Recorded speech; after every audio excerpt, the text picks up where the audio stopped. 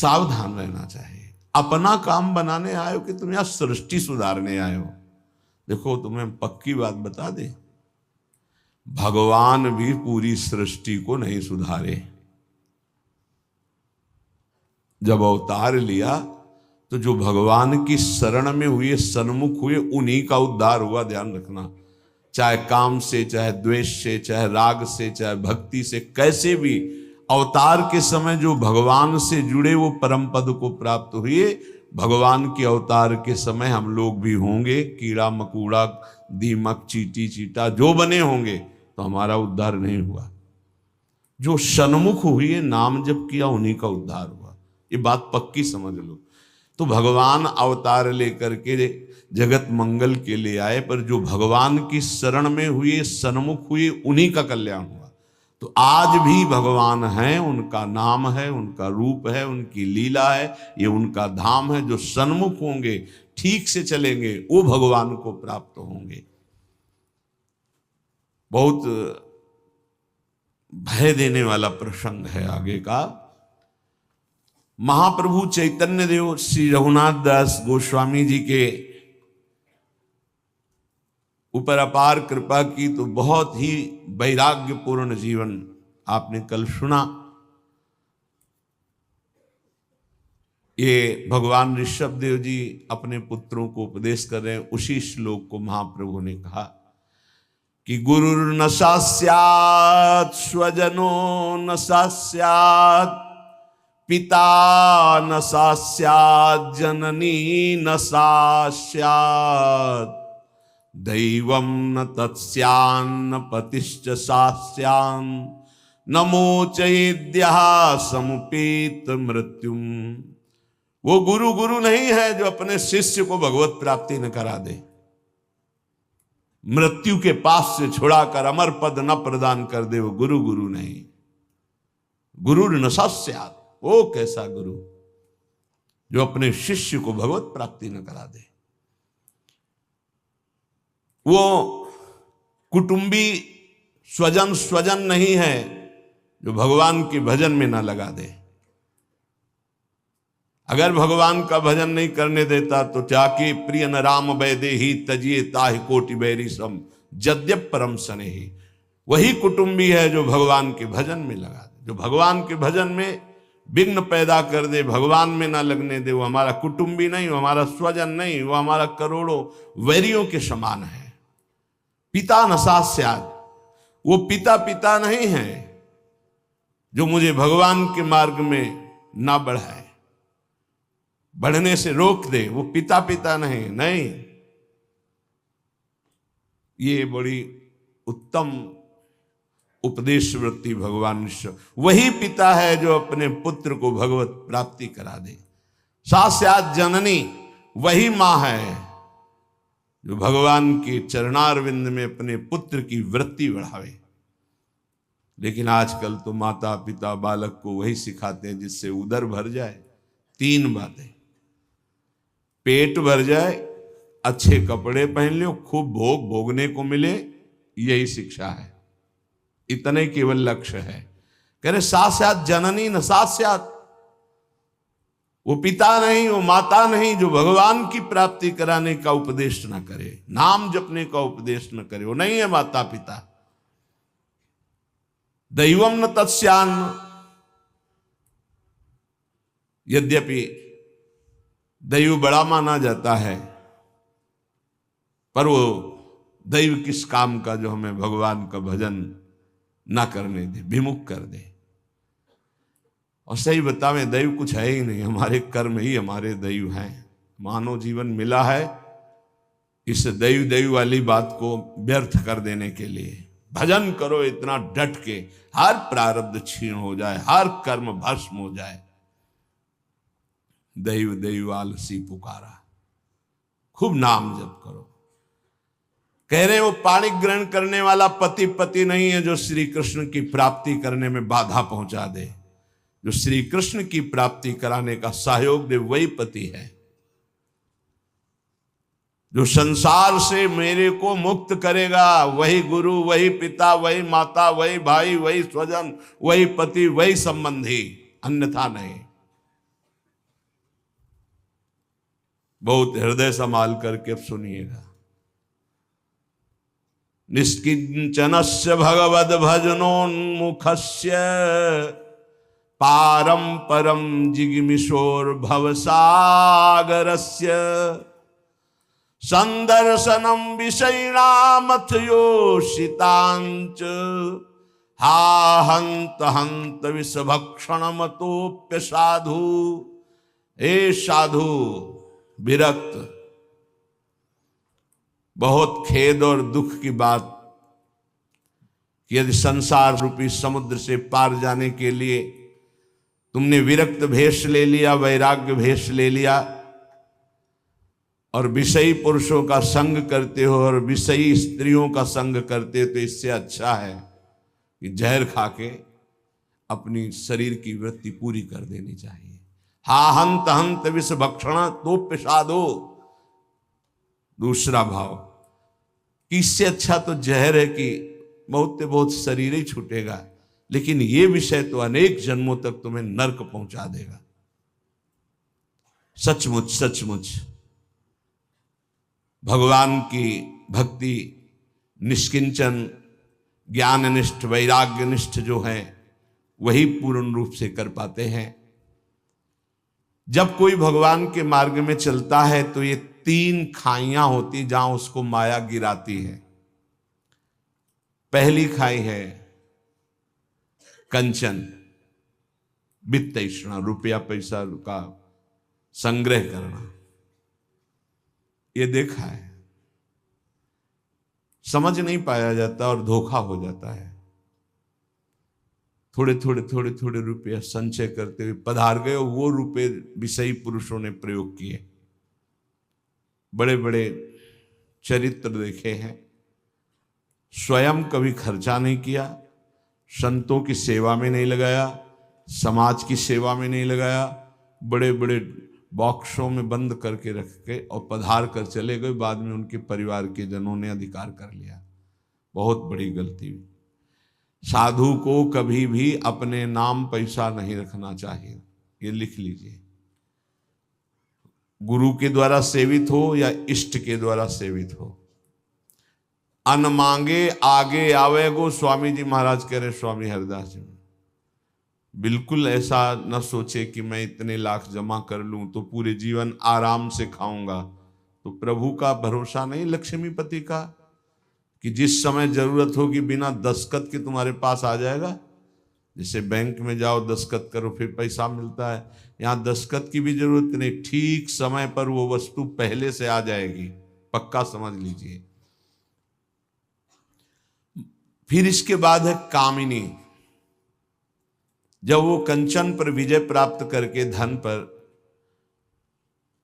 अब इन बातों को थोड़ा नाटक रूप में ले लिया जाता है। एक परमहंस जी हमें मिले यमुना के किनारे, बड़े ही वीतराग ब्रह्मलीन महापुरुष। तो जिस आश्रम में हम थे वो यमुना के पावन पुलिन पर था। ये बात है बिंदौर, जब भ्रमण करते तब की बात। उस पार इछावर है, इस पार बिंदौर।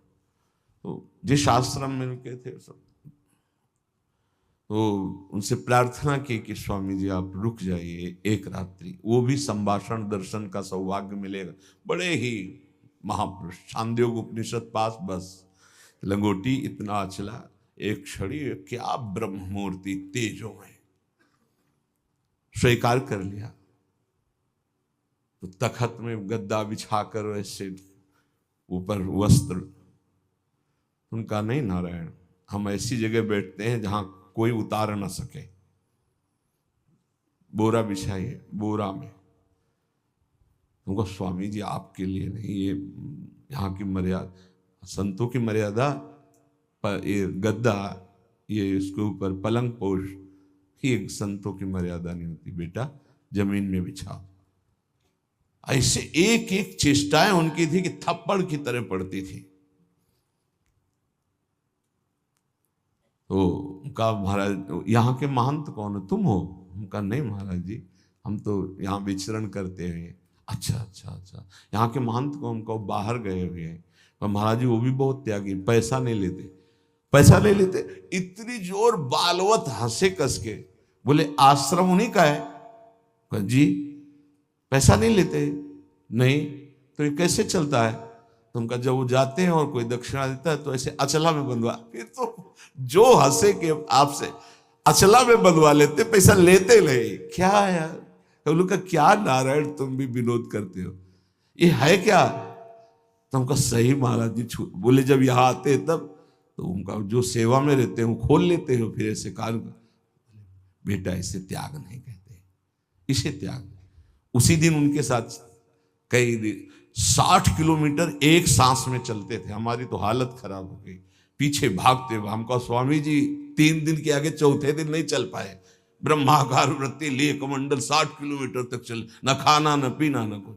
कोई बोल दे स्वामी जी कुछ पालो तो पाले, नहीं बोले तो एकदम पुष्ट। क्या उनका स्वरूप उन्होंने बता, जो 3 दिन साथ रहे, तो वैराग्य क्या क्या स्वरूप है, स्वरूप का क्या बोध है, कैसी अद्भुत उनकी ज्ञान निष्ठा। कैसा महापुरुषों का अगर एक क्षण भी संग मिल जाए तो जीवन का रंग बदल जाता है। 1 रुपया पास रहे और कभी भी किसी नगर में भिक्षावृत्ति नहीं करना, आकाश वृत्ति से जहां चल रहे हैं वही औकात। भारत की समस्त नदियों की 2-2 बार परिक्रमा हो गई, ऐसे महापुरुष। तो कंचन और कामिनी, कामिनी का तात्पर्य हर इंद्रिय संयोग से है और विशेषतर जनेन्द्रिय के संयोग से है। जब साधक क्रॉस करना चाहता है माया को, कंचन को क्रॉस कर गया, तो फिर कामिनी का आकर्षण जिस कोटि का महात्मा होता है, साधक होता है, जिस कोटि का, अगर वो मृत्यु लोक की किसी कामिनी से परास्त हो सकता है तो उसे भेज दिया जाएगा, नहीं तो फिर स्वर्गलोक, और नहीं तो फिर ब्रह्मलोक। और जब यहां से लेकर ब्रह्मलोक तक के भोग उसे परास्त नहीं कर पाते तब रिद्धियां सिद्धियां, इसके बाद भगवत प्राप्ति। एक परीक्षा का क्रम है। फिर तीसरा है कीर्ति, मतलब पहले में ही जैसे 1 लाख चले तो पहले में ही बहुत मार के गिरा दिए गए कंचन में, फिर कुछ बचे तो कामिनी में, फिर जो बचे तो कीर्ति में। जो कामिनी कंचन कीर्ति तीनों को पार कर गया, तभी वो कहा गया को एक पाव भगति जिमि मोरी, वृष्टि शारदी कहूं कहूं थोरी। जैसे शरद में कहीं कहीं वर्षा होती है, ऐसे कोई बिरला मेरा भक्ति को प्राप्त, वही बिरला जो इन 3 पर विजय प्राप्त कर लेता है।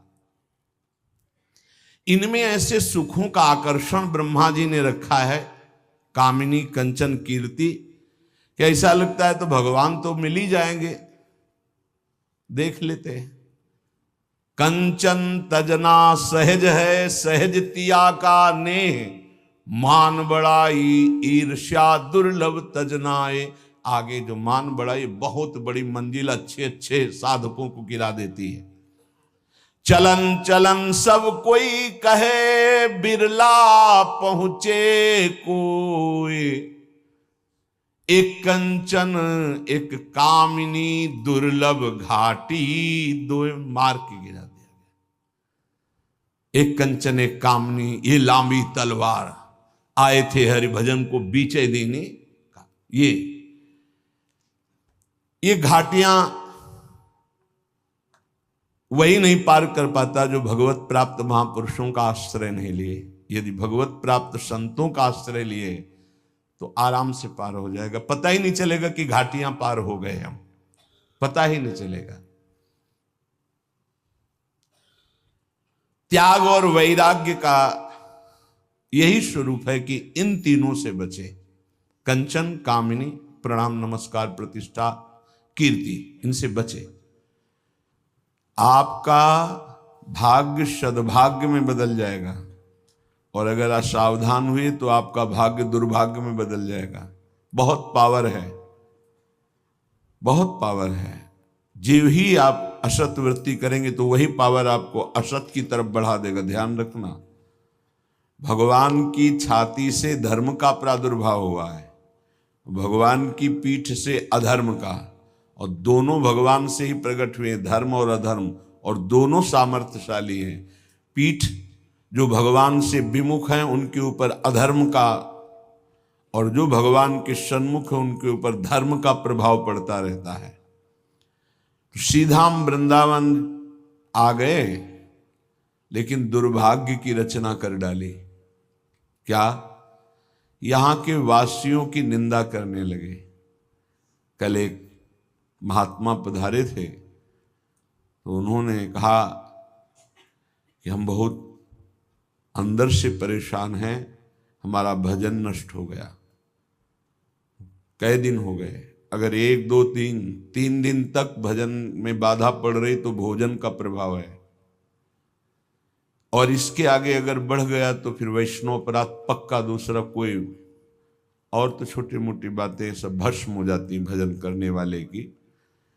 पहली बात, भोजन अशुद्ध हुआ तो 2-3 दिन, तो उनका नहीं तो बहुत लंबे समय से उनका वैष्णव अपराध। बोले हाँ, हमको भी आभास होता है, तो ऐसा। यहां श्रीपाद कह रहे हैं, श्रील वृंदावनेस्मिन दोषान दृष्टान निज हत दृशा। वो अपना नाश करने का, दुर्भाग्य लिखने का कार्य शुरू कर दिया। क्या? वृंदावन के वासी में दृष्ट दोष देखना, वर्तमान में जो दोष दिखाई दे रहे हैं। बोले है दोषी इसलिए देखता हूं, नहीं देखो, वह श्री जी का कृपा पात्र है, आज नहीं तो कल वो महापुरुष बन जाएगा। अर्थात जो महापुरुषों की गति वो उसे प्राप्त हो जाएगी। वो धामवासी है, प्रियाजू ने स्वीकार किया है। आपका क्या अधिकार है कि आप उस पर दोष दर्शन करें? तो कह रहे हैं जो वृंदावन धाम में वास करते हैं उनके दृष्ट दोषों को दिखाई दे रहा है। ऐसा नहीं कि नहीं दिखाई दे रहा, आप आरोप लगा रहे हैं, दिखाई दे रहा है। दृष्ट दोषों को सत्य मान करके वर्णन करते, उनकी निंदा करते हैं, तो आपका भाग्य दुर्भाग्य में बदल जाएगा। यदि आप ये विचार करके कि श्री जी के लाड़िले हैं, इनकी बाहरी बात है पर इनके ऊपर बहुत कृपा है, आज नहीं तो कल ये सब सुधर जाएंगे क्योंकि लाडली जी के कृपा पात्र हैं, बात बन गई। ऐसे मूर्ख लोग अपना संकट स्वयं चयन कर लेते हैं। जो दूसरों की, वृंदावनवासी की दोष दृष्टि से निंदा आदि करते हैं, बहुत निकृष्ट बात है, इसे कभी स्वीकार न करें। सच्ची कहते हैं, देखो अपने सब पावन भूमि में बैठे हैं, निंदा तो अपनी करनी चाहिए। अंदर से देखो, ईमानदारी से देखो, जो हमारे अंदर कूड़ा करकट है इसकी निंदा करनी चाहिए कि मैं बहुत नीच हूं, हम पर इतनी कृपा है लाडली जी की, इतना दुलार कर रहे हो, हम उनकी दुलार को ठुकराए चले जा रहे हैं। वो कह रहे हैं दाहिने चलो, हम बाएं बढ़ते चले जा रहे हैं, पर वो कृपा ही करती जा रहे हैं। हम कभी एकांत में बैठकर नहीं रोए कि मैं कितना नीच अपराधी हूं कि अपने इतने करुणा में स्वामी का विरोध कर रहा हूं, उनके विरुद्ध चल रहा हूं, जबकि प्रतिकूल से विसर्जनम, बिल्कुल विसर्जन कर देना, आज के बाद कोई गलती नहीं होगी। पर हम गलती पे गलती करे जा रहे हैं। श्री जी इस बार माफ कर दो, आगे से फिर किया, श्री जी इस बार माफ कर दो, फिर वही वो माफ करती चली जा रही। हमसे गलती होती, जब हम ये देखेंगे तो हम दूसरे को देखने लायक ही नहीं। हम क्या दूसरे को देखें? हम अच्छे हों तो दूसरे को देखें, और जब सच्चाई में तुम अच्छे हो जाओगे तो दूसरे के दोष नहीं दिखाई देंगे, सब में अपने प्रभु दिखाई देंगे। इसलिए श्रीपाद कह रहे हो, मूर्ख लोग अपने संकट को बुलाते हैं, संकट का निर्माण करते हैं। ये बहुत भयावह बात है कि किसी वैष्णव या किसी वृंदावनवासी की निंदा बिल्कुल भूल कर मत करना। ये ब्रजवासी जन भगवान के लाडले हैं। देवराज इंद्र को भ्रम हो गया, घुटनों पे आ गए, तब भगवान ने क्षमा किया। जाओ, त्रिभुवनपति घुटनों पे बैठे थे इसी रज में। ये जो गोविंद कुंड है ना, घुटनों पर थे, नाथ क्षमा कर दो, जाओ। ऐसा अहंकार मत करो कि तुम्हारे द्वारा पूरी सृष्टि चल रही है, ये ब्रजवासी हमारे प्राण हैं, अगर इनको कोई संकट तो फिर हम उसको महासंकट में डाल देंगे। हमारे ब्रजवासियों को कोई ना छेड़े। भगवान कह रहे मेरे प्राण हैं ब्रजवासी जन। देवराज इंद्र से ज्यादा नाराज नहीं हुए। कारण जानते हो? किया तो उपद्रव ब्रजवासियों को पीड़ा देने का, लेकिन सब ब्रजवासी एक साथ बैठ कर दिए ना, तो लालजू ने थोड़ा तो उन पर शासन किया, फिर कृपा कर दी, लेकिन ब्रह्मा जी के ऊपर कृपा नहीं की, क्योंकि अलग कर दिया। ये उपद्रव किए पर सबको इकट्ठा कर दिया, इसलिए ज्यादा इनको पढ़ के देख लेना, ज्यादा नहीं, बस इतना कहा तुम देवराज हो, सतोगुणी हो, अहंकार मत किया करो। लेकिन ब्रह्मा जी तो कांप के चले ही गए, भगवान मुस्कुराए नहीं। क्यों? ब्रजवासियों को अलग कर दिया। तुम ब्रह्मलोक में मायामयी सैया पे सुला दिया, हमारे प्राण प्यारे ब्रजवासियों का अपराध करते हो। तो आज तक ब्रह्मा जी का प्रवेश नहीं ब्रज में, बात समझ लो। वो मूर्ख हैं जो वृंदावन या ब्रजवासी जो वास कर रहे हैं उनके प्रति दोष दृष्टि करें। 12 वर्ष में तो सिद्ध हो जाता है, 21 वर्ष में क्यों नहीं परिवर्तन हुआ जी? गलती तो जब हमारी गलती, तो हम दूसरों को क्यों दोष दर्शन करने वाली वृत्ति से देख करके निंदा करें, उनका अपमान करें? हमारे अंदर खुद इतनी ये गलत है, तो तुम क्या कर रहे हो? तुम भी तो गलत हो जो दूसरों का दोष दर्शन कर रहे हो। परमार्थ कहता है किसी के भी ना दोष देखने ना गुण देखने, सब में भगवत भाव देखना। संसारी पुरुष क्रिया देखता है, परमार्थ का पथिक कारण देखता है। कारण श्री हरिवंश भनम, क्रिया नहीं देखता है। क्रिया देखने वाला संसारी होता है। श्रीपाद कह रहे वो मूर्ख लोग संकट की स्वयं रचना कर देते हैं। अच्छा, ये कोई पाप नहीं है कि क्षय हो जाएगा तो आप मुक्त हो जाएंगे। ये अपराध है, वैष्णव अपराध। ये तभी क्षय होगा जिस वैष्णव से अपराध मना है उससे क्षमा याचना हो जाए, नहीं तो, या फिर आपको पता नहीं तो गुरुदेव क्षमा कर दे, जाओ कोई अपराध नहीं। तो अखंड मंडलाकारम व्याप्तम चराचरम, गुरुदेव सब में व्याप्त है, हर अपराध क्षमा कर सकते हैं वो। गुरुदेव अगर कह दे जाओ कोई अपराध नहीं, तो कोई अपराध नहीं। गुरु महिमा बहुत बड़ी है। मंत्र मूलम गुरु वाक्यम, मोक्ष मूलम गुरु कृपा। हर अपराध से मुक्ति के लिए गुरुदेव है। गुरुदेव मुझे पता नहीं क्या अपराध बन गया, लेकिन है कोई अपराध, क्षमा कर दो। उन्होंने कहा जाओ कोई अपराध नहीं, तो पूरी सृष्टि का अपराध क्षमा हो जाएगा। गुरुदेव में ऐसी सामर्थ्य, वो भगवान का साक्षात कृपा वपु हैं। कभी किसी को ऐसा महसूस हो तो अपने गुरुदेव भगवान से क्षमा मांग ले। अगर नहीं पता चलता कि किस वैष्णव का अपराध बना है तो गुरुदेव से क्षमा मांग ले।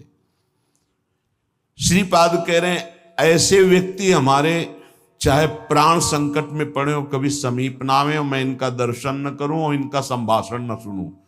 जो संतों की, ब्रजवासियों की, वैष्णव की, भगवत भक्तों की निंदा करते हैं, ऐसे लोग हमारी दृष्टि में ना आवे, कभी हमारे कान में इनकी आवाज ना पड़े, और कभी प्राण संकट होने पर भी मैं इनकी सेवा स्वीकार ना करूं। क्योंकि ऐसे लोगों का विषय सेवन करना, दिया हुआ भोजन पाना, या उनके पास बैठना, या उनकी दर्शन करना, इस सारे साधन को हास्यास्पद बना देते हैं। उपहास योग, अर्थात कुछ नहीं रह जाता जो ऐसे लोगों का संग करता है। अपराध नहीं, निंदा नहीं होनी चाहिए, बहुत सावधान। पूज्य श्री चंद्रशेखर बाबा जी महाराज वो कहते थे कि ब्रजरज, ब्रजलता और ब्रजवासी, इन 3 से श्रद्धा बिगड़ गई तो बात तुम्हारी बनेगी नहीं। उनके श्रीमुख के शब्द थे कि तुम रेगिस्तान में वास कर लो तो तुम्हारा कल्याण हो सकता है, लेकिन ब्रजवासी, ब्रजरज, ब्रजलता, इनका अपमान अपराध करोगे तो वृंदावन में तुम्हारा कल्याण होने वाला नहीं है। वो डायरी में लिखा हुआ पूज्य चंद्रशेखर बाबा जी महाराज, वे भी 25 वर्ष पहले की बात, प्रारंभ में ही दर्शन के लिए। तो यहां श्रीपाद कह रहे हैं ऐसे मूर्ख लोग अपने संकट का स्वयं निर्माण कर लेते हैं। किसी भी विषय में क्यों ना हो, जो वृंदावन वासियों की निंदा करते हैं उनका मैं दर्शन न करूं, कभी संभाषण न करूं, कभी दिया हुआ कोई पदार्थ या विषय सेवन न करूं। उपासक को और भरोसा धन का मत करो, प्रभु का करो। वैसे भी गांव में संतों की बातें कहते थे कि बिन मांगे जो कुछ मिले उसे दूध समझानो, मांगे जो मिले उसे पानी समझानो, और जो छल कपट से छीना जाए उसे विष रक्त के समान समझो। जो महापुरुषों का आश्रय लिए उसे धन का आश्रय लेना बड़ा दुखदाई हो जाता है। भगवद आश्रित हो, संत आश्रित हो, धन का आश्रय उसकी सदगति में बाधा पहुंचा देगा। धन का आश्रय उसकी सदगति में बाधा पहुंचा देगा। जिनको कोई आश्रय नहीं है, भगवान का भी भरोसा नहीं, लेकिन उनके परिवार का कोई भगवान से जुड़ा तो उसका कल्याण हो जाएगा। लेकिन अगर धन का आश्रय तो आपके कल्याण में बाधा पड़ जाएगी। बस ये आंतरिक विषय। यदि विषयी पुरुष है और वो धन का उपभोग करके आह्लादित होता है तो ज्यादा निंदनीय नहीं है। लेकिन वैरागी पुरुष है और धन का आश्रय लेकर आनंदित हो रहा है, बोले निंदनीय बात है।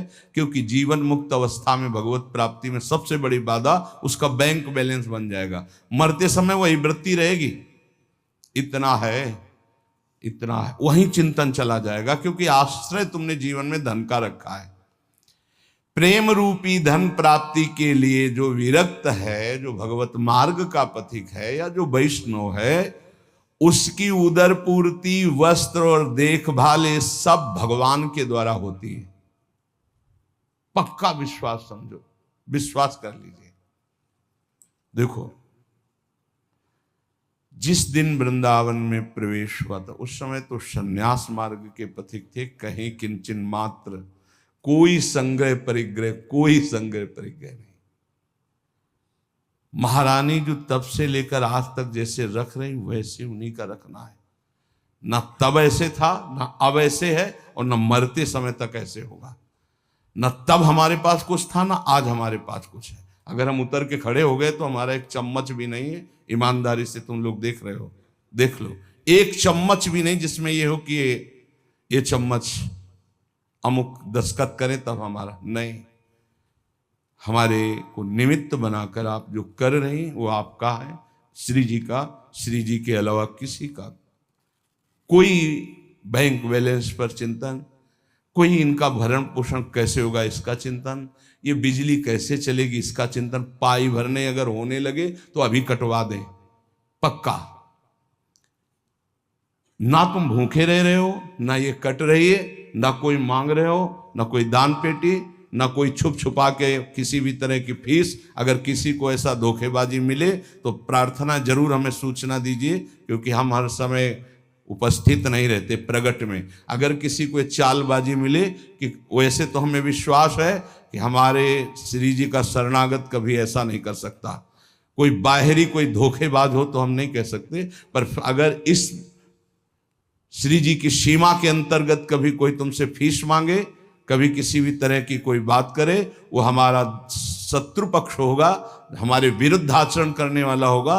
वो ना हमारा मित्र है, ना हमारा शिष्य है, ना हमारा श्री जी का शरणागत है। अगर कोई ऐसा कार्य करता है तो हमारे विरुद्ध, हमारे श्री जी के विरुद्ध आचरण करने वाला है। कभी किसी को ऐसा संकेत मिले तो जरूर सूचना देना कि अमुक जगह हमसे यहां मांगी गई धनराशि, अमुक जगह हमसे इसकी फीस मांगी गई, कभी हमें बता देना। ये हमारा सिद्धांत है स्वामिनी जी का, ऐसे नहीं। अखिल कोटि ब्रह्मांड नायक जहां झुकते हैं उनके हम दास हैं। वो चाहे हमें उपवास में रखें, रखा जैसे तो कभी मांगा थोड़ी, आज ऐसे रख रहे हैं तो इस बात की जय जयकार थोड़ी कि आप ऐसे रख रहे हो। इसके लिए हम जय जयकार करेंगे। जय जयकार हम पहले भी करते थे, आज भी करते हैं, इसको लेके नहीं करते। तो उपासक का धन है श्री जी, श्री कृष्ण प्रेम, अंगरक्षा, उदर पूर्ति, वस्त्र धारण करना, आवश्यकता, औषधि, ये सब उनकी जिम्मेवारी है। जिनकी शरण में तुम्हें क्या चिंता करनी। सच्ची कहते हो, कदम कदम पर दिखाई देता है। अगर अल्ट्रासाउंड की बात आई थी तो उसकी भी व्यवस्था नहीं थी, तो डायलिसिस कैसे होता। कैसी उनकी लीला, कैसा उनका। ये भी भिक्षा से हो रहा है डायलिसिस, ये किसी व्यक्ति का नहीं कि अमुक नहीं। विश्व ऐसे हैं जो हर महीने में कुछ चंद और उसी से डायलिसिस होता है। भिक्षावृत्ति से जो शिष्य कुछ ऐसे हैं वो ऐसे देते हैं, वो भी कोई 2000 कोई 5000 ऐसे प्रति महीने। आवश्यकता की पूर्ति स्वयं प्रभु करते हैं, स्वयं प्रभु करते पक्का। तुम्हें चिंता नहीं करनी, तुम्हें सिर्फ देखना है। यहां आदेश कर रहे हैं कि विरक्त जो भगवद आश्रित है उसकी उदर पूर्ति, उसकी अंग रक्षा, शब्द याद कर लो, उदर पूर्ति, अंग रक्षा, साधारण वस्त्रों का, साधारण शब्द वस्त्रों का पहनना, और जो आवश्यकता है औषधि आदि, ये सब जिम्मेवारी इष्ट की है, इष्ट की। तुम्हें बिल्कुल चिंता नहीं करनी, जिस समय जैसा वैसा आपको।